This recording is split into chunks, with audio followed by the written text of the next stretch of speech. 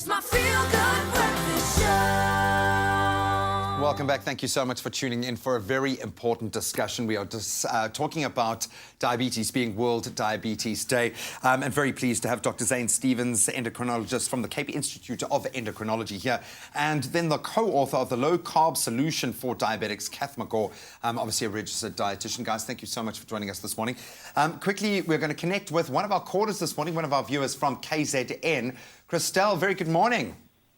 Good morning, Graham. How are you? I'm very good, thanks. How are you? I'm okay. I'm sorry, my son is 9 years old. He's semi-blind right now at this moment. He's a low blood, they call it hypoglycemia. So I don't know if there's any medication. Okay, a bit of a bad line there, but from what I got from that, hypoglycemia. Just give us a bit of background into the condition, and is there a medication we can take to offset that?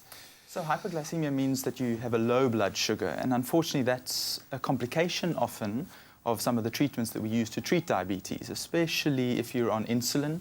It's one of the problems that patients may face, and unfortunately as they develop complications, I think I heard the listener say that the patient was sight impaired. Yeah. Often by that stage we're talking about sort of lots of microvascular complications, small blood vessels being affected, the kidneys also being one of those that may be affected. And when you've got some kidney involvement, that increases the chances that the medication that we use to treat the condition may result in that complication. So quite important that people are told what to do when that happens. So when your blood sugar is really low, Kath will tell the patients that you treat a low sugar with sugar. So it's really important that you very quickly get the blood glucose back up to normal and then follow that, in this situation, with some carbohydrates so that it sustains the blood glucose at a safe level. Okay, so it seems like a dietary answer is what's needed. Christelle, I hope that at least in part answered your question, but we certainly identified with what you're going through, and I think a lot of people do. We've spoken about the statistics, and I'm going to put this to both of you. The theme this year is Eyes on Diabetes. What does that mean to you? What is the theme kind of aiming towards this year, Doc? So it's all about trying to screen patients effectively. So one of the big problems we face is that about 50% only of people who have diabetes know that they have the condition. Yeah. The other part is to screen appropriately for these complications we've just been talking about. So when we manage patients, there's sort of protocols we follow that annually there's certain checks we do that patients must see an ophthalmologist. We need to do certain blood and urine tests so that we pick up those complications really early at a point where we can then potentially turn them around or at least slow down the progression by tightening up on our control of the patient. And management seems to be vital, and Kath, we're going to get into that now from a dietary perspective, but we've just joined by another caller on the line, Anonymous from Cape Town. A very good morning. How are you? What's your question or comment? Good morning, Graham, and good morning to the doctors. I am on metformin 500 twice a day.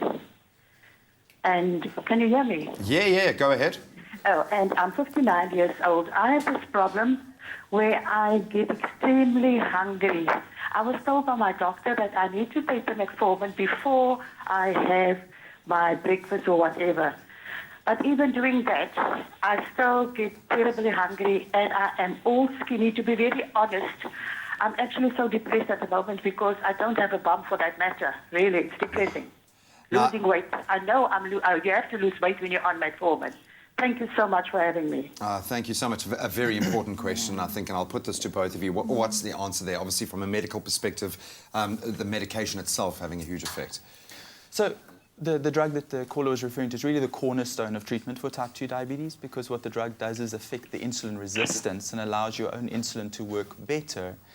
And so one of the complications or side effects of the medication is it can sort of have gastrointestinal side effects. We often suggest that patients take it around the time of their meals to sort of negate that as a problem.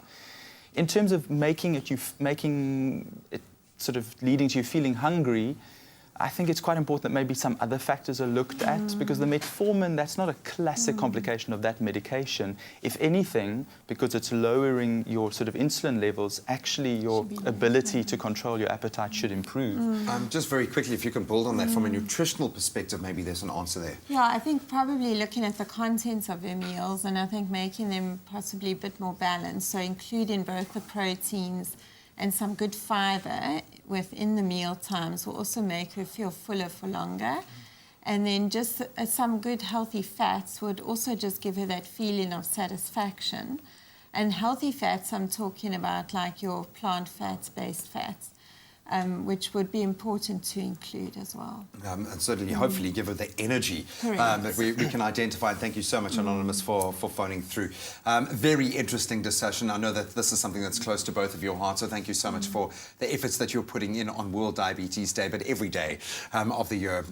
Valuable resource to have on the show here as well. Thank you so much, guys. Well, speaking of low carb, we're about to go back into the kitchen to whip up a banana bread, but do it in a very responsible way, Lee.